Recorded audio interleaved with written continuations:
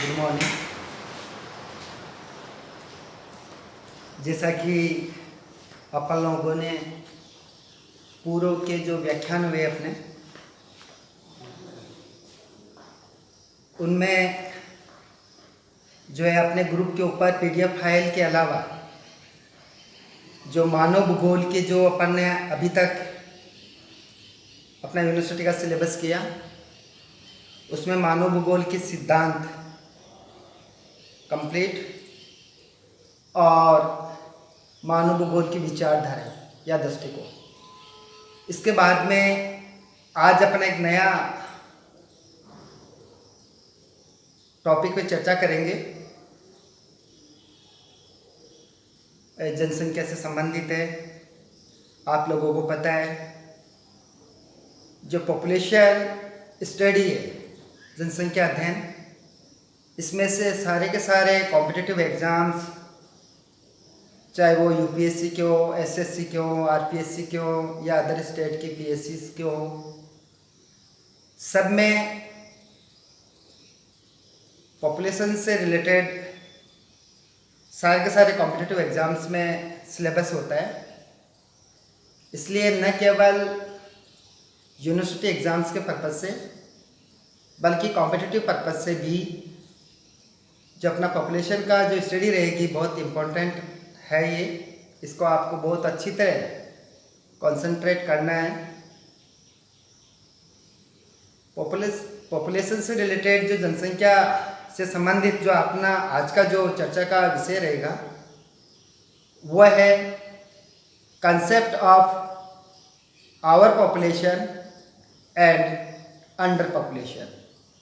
मतलब जनसंख्या की अधिकता या जनाधिक्य या जना अतिरेक तथा जनाभाव, जनशून्यता, अल्प जनसंख्या या न्यून जनसंख्या की संकल्पना या अवधारणा।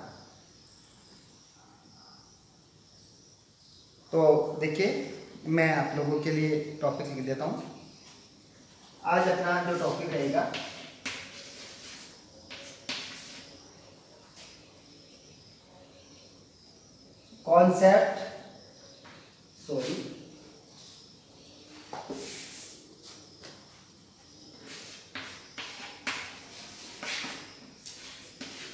Concept of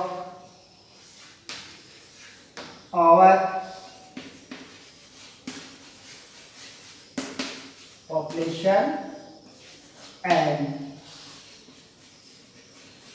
under population। देखिए, ये किसी भी देश के सामने, किसी भी महाद्वीप के सामने या पूरे विश्व के सामने जनाधिक्य एवं जनाभाव की समस्या जो है बहुत बड़ी समस्या है। इसके बारे में अपन चर्चा करेंगे। उससे पहले अपन को इसका मीनिंग समझना पड़ेगा कि सबसे पहले अपन देखते हैं कि जनाधिक्य, क्योंकि पर्यायवाची शब्द हिंदी में ज़्यादा है इसलिए इसको जन अतिरेक या जनसंख्या अधिकता या जनाधिक्य के नाम से जानते हैं। पहले अपन जनाधिक्य की बात करेंगे, आवर पॉपुलेशन की। देखिए, एक ऑप्टिमम पॉपुलेशन होती है, अनुकूलतम जनसंख्या। हालांकि अनुकूलतम जनसंख्या के बारे में विस्तृत अध्ययन अपन बाद में करेंगे। जो अनुकूलतम जनसंख्या होती है, अनुकूलतम जनसंख्या के अंदर जनसंख्या और उस देश विशेष के जिसकी भी अपन को अध्ययन करना है, तो जब जनसंख्या और संसाधनों में एक संतुलन की स्थिति हो या अनुकूलता की स्थिति हो, तो उस स्थिति को अपन अनुकूलतम जनसंख्या कहते हैं। मतलब जनसंख्या उतनी ही होती है जितने उस प्रदेश में, उस देश में या उस महाद्वीप में या उस क्षेत्र विशेष में रिसोर्सेस या संसाधन उपलब्ध होते हैं। यदि जनसंख्या और संसाधनों के बीच में जो संतुलन है, उस संतुलन में अगर थोड़ा सा भी विचलन होता है तो इस विचलन को जनाधिक्य या जनाभाव के रूप में जाना जाता है। देखिए, यदि किसी देश में जो संसाधन है, उन संसाधनों की तुलना में यदि जनसंख्या अधिक पाई जाती है या यदि किसी देश की जनसंख्या और उस देश की या उस क्षेत्र की जो पोषण की जो क्षमता है,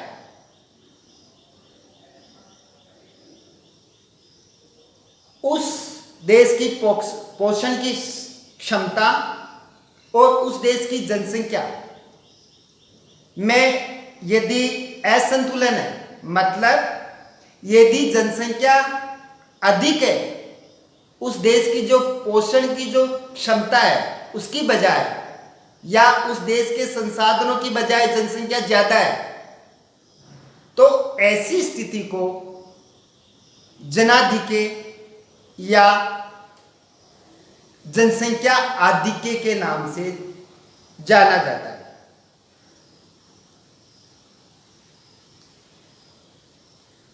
देखिए, जो ओवर पॉपुलेशन है, जो जनाधिक्य की जो समस्या है, वो किसी देश के किसी पर्टिकुलर क्षेत्र में भी हो सकती है जनाधिक्य की समस्या, और उस संपूर्ण देश में भी जनाधिक्य की समस्या हो सकती है।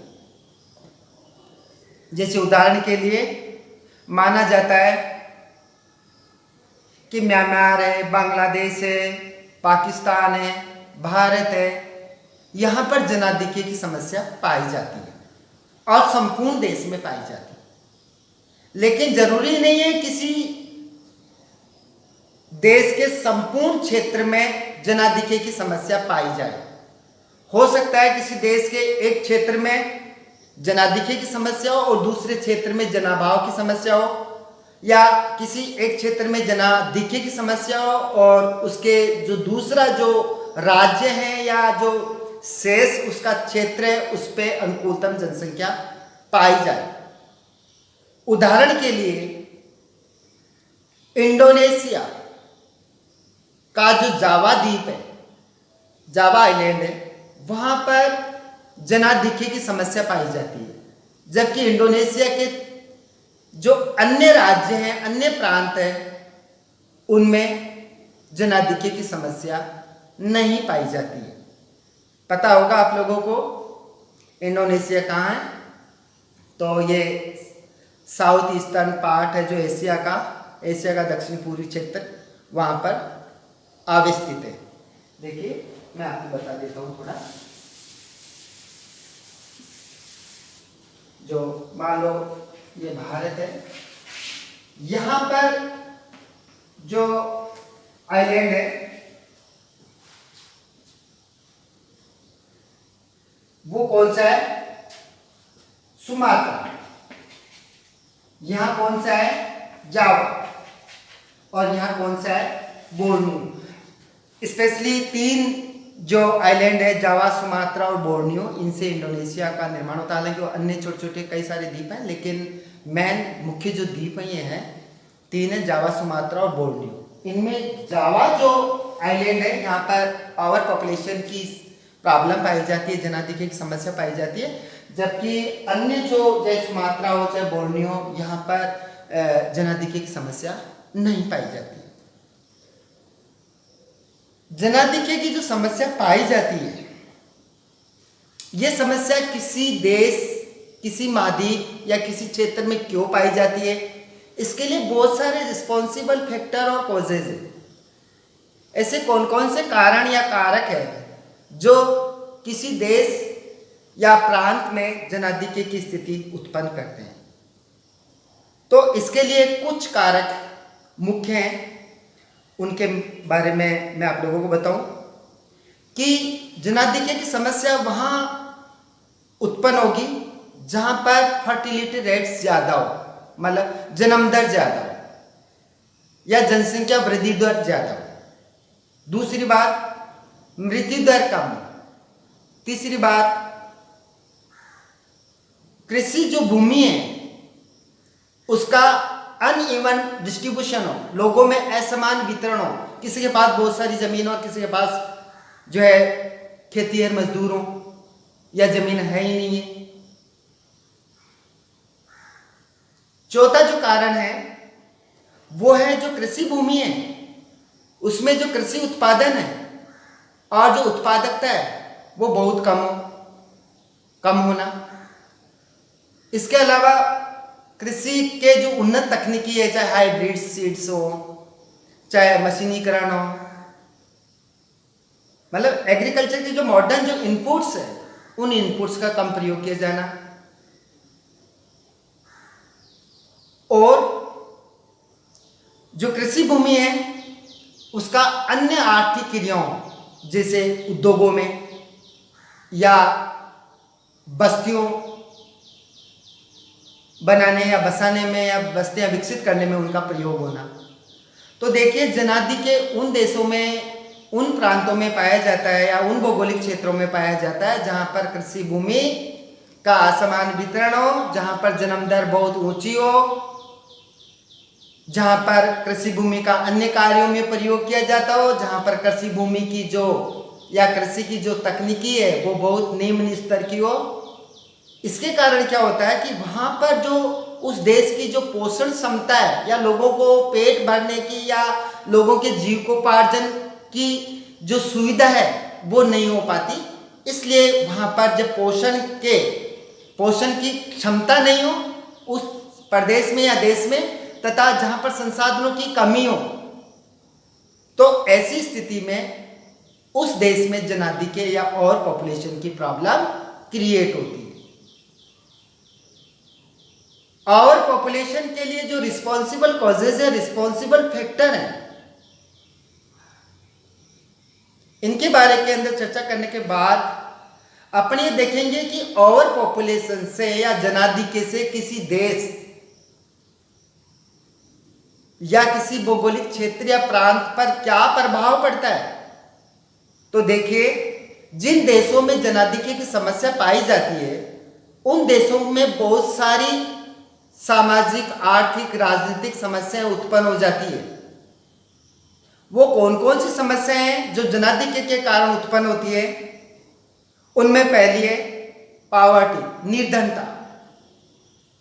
देखिए, जिन देशों में जनाधिक्य होता है वहां पर संसाधनों की कमी होती है, लोगों के पास जीविकोपार्जन के साधन नहीं होते हैं, इसलिए पर कैपिटा इनकम, प्रति व्यक्ति आय बहुत कम होती है और पोषण का जो स्तर है वो बहुत नीचा होता है। इसलिए वहां पर निर्धनता एक बहुत बड़ी समस्या के रूप में उभरती है। आप देखिए, जिन जिन देशों के अंदर विश्व में जनाधिक्य की समस्या पाई जाती है वहां पर पॉवर्टी या निर्धनता निश्चित रूप से पाई जाती है। दूसरी जो समस्या आती है जनाधिक्य की या जनसंख्या अधिकता की, वह है बेरोजगारी। जिन देशों में जनाधिक्य पाया जाता है वहां पर बेरोजगारी एक बहुत बड़ी समस्या होती है। बहुत से लोग पूर्ण बेरोजगार होते हैं और बहुत से लोग मौसमी बेरोजगार होते हैं, या कई लोग छिपी हुई बेरोजगारी से ग्रसित होते हैं। छिपी हुई बेरोजगारी किसे कहते हैं? हालांकि इकोनॉमिक्स में ज्यादा पढ़ाया जाता है पॉवर्टी में, लेकिन फिर मैं आपको बताऊं, छिपी हुई बेरोजगारी का मतलब ये है कि जैसे मान लो किसी परिवार में 5 व्यक्ति है, उनमें से 4 व्यक्ति या 3 व्यक्ति कंटिन्यूसली काम कर रहे हैं और अर्निंग कर रहे हैं, पैसे कमा रहे हैं, लेकिन अगर दो आदमी उस परिवार में काम नहीं करते हैं तो उस परिवार में वो दो आदमी जो काम नहीं करते हैं लेकिन उनका काम चल रहा है, तो वो छिपी हुई बेरोजगारी में सम्मिलित किया जाता है। जो बेरोजगारी दिखती नहीं है लेकिन छिपी हुई होती है। जैसे मान लो किसी क्षेत्र के अंदर कोई किसान परिवार है, वो किसान परिवार खरीफ क्रॉप्स पैदा करता है, वर्षा आधारित जो होती है, लेकिन रबी क्रॉप्स वो नहीं कर पाता है, तो 6 महीने एक तरह से निठल्ला बैठा रहता है। इस समस्या को छिपी बेरोजगारी या मौसमी बेरोजगारी के नाम से जानते हैं। जैसे मौसमी बेरोजगारी का एक और उदाहरण अपन लें तो जैसे कोई आइसक्रीम बेचने वाला है, तो आइसक्रीम बेचने वाला गर्मियों के मौसम में तो आइसक्रीम बेचता है, लेकिन वो सर्दियों के मौसम में फ्री बैठा रहता है, क्योंकि सर्दियों में आइसक्रीम्स का या ठंडे पेय पदार्थों का कंजप्शन बहुत कम होता है, इसलिए वो एक तरह से बेरोजगार हो जाते हैं। तो निर्धनता, बेरोजगारी, प्रति व्यक्ति आय में कमी, कुपोषण, मेल न्यूट्रिशन एक बहुत बड़ी समस्या होती है। इसके अलावा आवास की समस्या, परिवहन की समस्या, घटिया जीवन स्तर होता है उन क्षेत्रों में। ये बहुत सारी समस्याएं हैं जो जनाधिक्य वाले देशों में या प्रदेशों में उत्पन्न होती है। तो देखिए, आप लोगों को बहुत संक्षिप्त में याद करना है कि जब किसी देश में जो संसाधन हैं उन संसाधनों की तुलना में या उस देश की लोगों की पोषण करने की जो क्षमता है उसकी तुलना में अगर जनसंख्या ज़्यादा है तो वो जनाधिक्य कहलाता है। जनाधिक्य के लिए बहुत सारे कारक उत्तरदायी हैं, मैंने आप लोगों को बताया, और जनाधिक्य का कारण उस देश में बहुत सारी समस्याएं पैदा हो जाती। अब अपन बात करेंगे जनाधिक्य के बाद में इसी के पैरेलल दूसरी जो प्रॉब्लम है वो है अंडर पॉपुलेशन की, जनाभाव। अंडर पॉपुलेशन को हिंदी में जनाभाव, जन न्यूनता, अल्प जनसंख्या या न्यून जनसंख्या आदि कई शब्दों से जाना जाता है।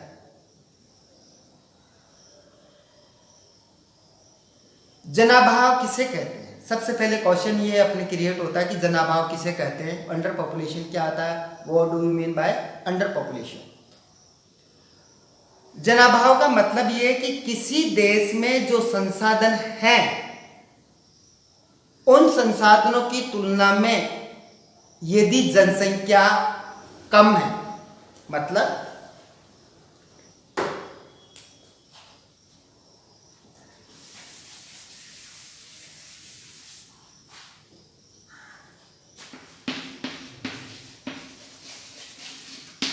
पॉपुलेशन कम है, ये सही काम में लिया जाता है, कम के लिए कम है, किससे, रिसोर्सेज,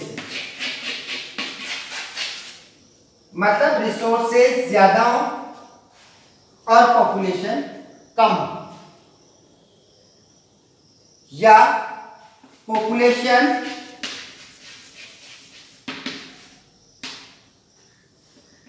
कम हो, किससे, कैपेसिटी ऑफ न्यूट्रिशन, मतलब किसी देश की जो पोषण, लोगों को पोषण देने की जो क्षमता है उस क्षमता की बजाय तथा वहां जो उपलब्ध संसाधन है, स्पेशली नेचुरल रिसोर्सेज, उन संसाधनों की तुलना में और वहां का जो न्यूट्रिशन है की जो कैपेसिटी है, पोषण की जो क्षमता है उसकी तुलना में अगर जनसंख्या कम है तो ऐसी स्थिति को जनाभाव की समस्या कहते हैं या जन न्यूनता की समस्या कहते हैं या न्यून जनसंख्या की समस्या कहते हैं।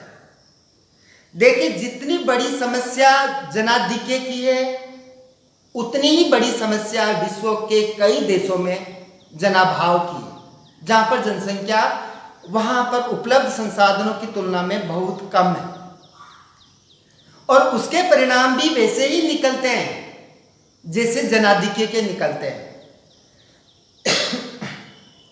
जनाभाव के कारण वो देश उन्नति नहीं कर सकता और अन्य नेगेटिव इम्पैक्ट पड़ते हैं, उसकी चर्चा अपन बाद में करेंगे। सबसे पहले बात ये करेंगे कि जनाभाव क्या होता है, जो आप समझ चुके हैं कि जनाभाव जब जनसंख्या संसाधनों की तुलना में कम हो किसी देश में तो उसको जनाभाव कहते हैं। अंडर पॉपुलेशन या जनाभाव विश्व की किन देशों की समस्या है, तो देखिए ये डेवलप कंट्रीज और डेवलपिंग कंट्रीज मतलब विकसित देशों की भी समस्या भी जनाभाव है, तो कई देशों में, कई विकासशील देशों में भी जनाभाव की समस्या पाई जाती है। ऐसा नहीं है कि जनाभाव की समस्या सिर्फ विकसित देशों में पाई जाती है और या विकासशील देशों में ही पाई जाती है, बल्कि विश्व के कई विकसित देशों में भी जनाभाव की समस्या पाई जाती है, तो कई विकासशील देशों में भी जनाभाव की समस्या पाई जाती है। अच्छा, विकसित देशों में जनाभाव की समस्या क्यों पाई जाती है, अपन बात करेंगे पहले डेवलप्ड कंट्रीज की जो विकसित है। विकसित जो देश है, डेवलप्ड कंट्रीज है, डेवलप्ड कंट्रीज के अंदर जो जनाभाव या कम जनसंख्या क्यों पाई जाती है, इसके लिए जो मेन रिस्पॉन्सिबल फैक्टर है, जो मुख्य उत्तरदायी कारक है, वह है लो फर्टिलिटी रेट या निम्न जन्म दर, निम्न जन्म दर या निम्न जनसंख्या वृद्धि दर। मतलब यहां पर जो है फर्टिलिटी रेट लो होती है, या फिर अपन कह सकते हैं कि जो यहाँ की जो ग्रोथ रेट है, पॉपुलेशन ग्रोथ रेट है, वो बहुत नीची होती है। कहां पर? विकसित देशों में। इस कारण यहां पर जनाभाव की समस्या पाई जाती है। फॉर एग्जाम्पल अगर अपन उदाहरण दें तो जैसे कई यूरोपियन कंट्रीज है, ग्रेट ब्रिटेन वगैरह, एशियाई देश जैसे जापान है, रूस है, तो रूस, ब्रिटेन, कई यूरोपियन देशों में जो बहुत विकसित है, उसके बावजूद वहां पर निम्न जन्म दर के कारण जनाभाव की समस्या पाई जाती है। हालांकि इस समस्या को, जो जनाभाव की समस्या है, इसकी क्षतिपूर्ति की जा सकती है या इस समस्या को खत्म किया जा सकता है। जहां पर जनसंख्या कम है उसको किसके द्वारा? आप्रवास के द्वारा। आप्रवास का मतलब इमाइग्रेशन।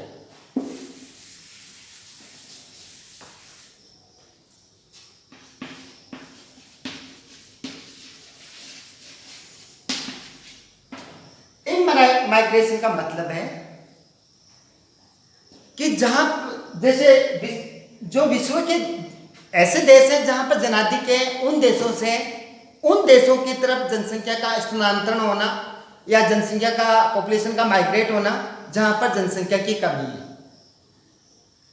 जैसे भारत से बहुत से लोग विदेशों में जाके अपना रोजगार करते हैं, जिसे यूएई में जाते हैं, कोई मान लो जो है अमेरिका जाते हैं, कोई ब्रिटेन जाते हैं, तो ये दूसरे देशों में जाके वहाँ पर जो जनाभाव की समस्या होती है उसकी क्षतिपूर्ति करते हैं।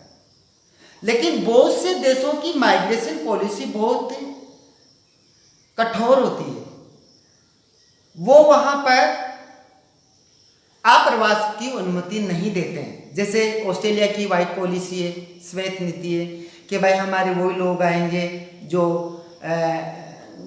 गोरे लोग हैं, तो ये उन देशों के लिए वाइट पॉलिसी खतरनाक है जहाँ पर जनाधिक्य हैं, तो जहाँ पर श्वेत लोग नहीं हैं बल्कि जो ट्रॉपिकल जो है एरिया में बसे हुए हैं, तो उनको वो लोग अनुमति नहीं देते हैं। तो माइग्रेशन पॉलिसी के कारण जो है ऑस्ट्रेलिया, रूस, यूक्रेन, इन देशों में माइग्रेशन की जो नीति है, जो स्थानांतरण की या प्रवास की जो नीति है, वो हार्ड होने के कारण वहाँ पर जनाभाव होता है, उसकी जो है उस समस्या का समाधान नहीं हो पाता है।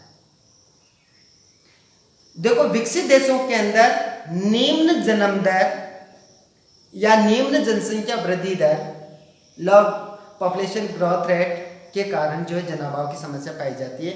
वैसे ही विकासशील देश, जो डेवलपिंग कंट्रीज है, विकासशील देश, उन विकासशील देशों में भी, कई विकासशील देशों में भी जनाभाव की समस्या पाई जाती है। वो जनाभाव की समस्या क्यों पाई जाती है, इसका दूसरा कारण है कि विकसित देशों में जनाभाव इसलिए पाया जाता है कि वहां पर जन्म दर की कमी होती है, जनसंख्या वृद्धि दर की कमी होती है। लेकिन विकासशील देशों के अंदर क्या है कि मेडिकल फैसिलिटी नहीं होती है, पोषण की प्रॉपर व्यवस्था नहीं होती है, इसलिए वहां पर शिशु मृत्यु दर बहुत अधिक होती है। तो शिशु मृत्यु दर मतलब छोटे बच्चों की वहां पर डेथ हो जाती है, इसलिए मोर्टेलिटी जो रेट है, शिशु मृत्यु दर है, वो ऊंची होती है। और उच्च मृत्यु दर, न केवल शिशु मृत्यु दर बल्कि सभी लोगों की वहां पर डेथ रेट, मोर्टेलिटी रेट वहां पर हाई होती है, क्योंकि वहां पर मेडिकल की फैसिलिटी नहीं होती है, वहां पर प्रॉपर खान पान की सुविधा नहीं हो पाती है, पोषण की, कुपोषण, मेल न्यूट्रिशन होता है, इस कारण वहां पर पॉपुलेशन जो है नहीं बढ़ पाती है। इसलिए कई विकासशील देशों के अंदर जनाभाव की समस्या या अंडर पॉपुलेशन की समस्या पाई जाती है। अंडर पॉपुलेशन के क्या कारण है, मैंने दो बताया, एक तो निम्न मृत्यु दर विकसित देशों में, और विकासशील देशों में उच्च मृत्यु दर, और विकसित देशों में निम्न जन्म दर, birth rate, low birth rate. जिस प्रकार किसी देश के लिए जनाधिक्य की समस्या मानव के सामाजिक, आर्थिक, सांस्कृतिक विकास में जितनी नुकसानदायक है, लगभग उतनी ही नुकसानदायक जनाभाव या अंडर पॉपुलेशन की समस्या है। इसका बहुत नेगेटिव इम्पैक्ट पड़ता है किसी भी देश के सामाजिक, आर्थिक, राजनीतिक, शारीरिक, लोगों के शारीरिक विकास पर। क्या इसका मेन जो इम्पैक्ट पड़ता है, जो प्रभाव पड़ता है, वो सबसे पहले है कि जनाभाव के कारण, क्योंकि जनाभाव के अंदर जनसंख्या कम होती है संसाधनों की तुलना में, इसलिए वहां पर जो भी नेचुरल रिसोर्सेज होते हैं, जो संसाधन होते हैं, उन संसाधनों का प्रॉपर या ऑप्टिमम यूज नहीं हो पाता है, और उनका प्रॉपर उपयोग नहीं होने के कारण वहां की अर्थव्यवस्था बहुत पिछड़ी हुई होती है। इसलिए जनाभाव की समस्या जो है आर्थिक विकास पर ऋणात्मक प्रभाव डालती है। जनाभाव की जो दूसरी जो मुख्य समस्या है वो है सुरक्षा की समस्या। देखिए, जितने भी जनाभाव वाले देश है जहां पर जनसंख्या संसाधनों की तुलना में कम है, वहां पर आप लोग देखिए वो क्षेत्र निर्जन क्षेत्र होते हैं, एक तरह से बहुत कम लोग वहां पर रहते हैं, और एग्रीकल्चर या लैंड एरिया बहुत अधिक होता है जनसंख्या की बजाय। और वहां पर जो अदर जो रिसोर्सेज है, न केवल भूमि संसाधन बल्कि दूसरे जो नेचुरल रिसोर्सेज है, चाहे मिनरल्स हो, चाहे वेजिटेशन हो, चाहे दूसरे रिसोर्सेज हो, वाइल्ड लाइफ वगैरह, तो वो रिसोर्सेज ज्यादा होते हैं, जनसंख्या कम होती है। तो वो कम जनसंख्या के कारण क्या होता है कि जो जनाधिक्य वाले जो देश होते हैं, उन देशों की नजर उन जनाभाव वाले देशों पर होती है कि कैसे भी इनके संसाधनों को अपन हड़प ले या अपने अधिकार क्षेत्र में कर ले। आप लोगों को पता है जो कॉलोनाइजेशन है या उपनिवेशवाद है, उपनिवेश इसीलिए तो बने कि जो भी वीक था जनसंख्या की दृष्टि से या अपनी सैन्य शक्ति की दृष्टि से, जो सिक्योरिटी है, जो फोर्स है, क्योंकि जनाभाव होगा तो सैन्य शक्ति कम होगी, फोर्स कम होगी, और फोर्स कम होगी तो वहां पर जो जनाधिक्य वाले देश हैं वो देश उस जनाभाव वाले देश पर आक्रमण करेंगे और उसको अपने कब्जे में ले लेंगे। तो जनाभाव के कारण क्या है?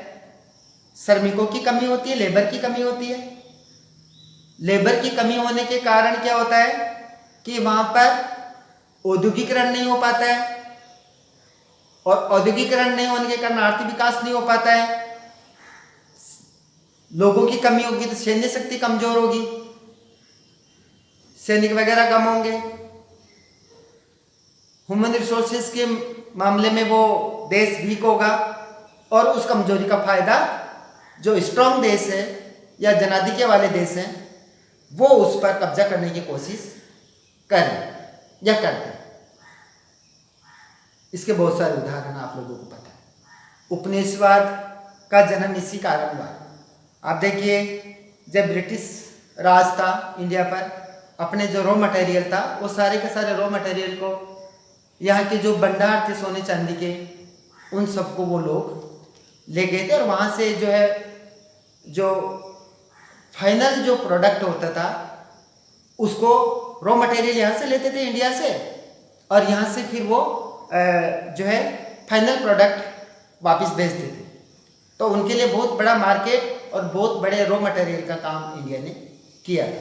इसी प्रकार अन्य बहुत उपनिवेश रहे हैं, अन्य जो है शक्तिशाली राष्ट्रों के, वो आप जो है पॉलिटिकल साइंस, हिस्ट्री वगैरह में आप लोग पढ़ोगे। आज जो अपना मेन जो डिस्कशन का जो टॉपिक था वो ओवर पॉपुलेशन अंडर पॉपुलेशन दोनों का था।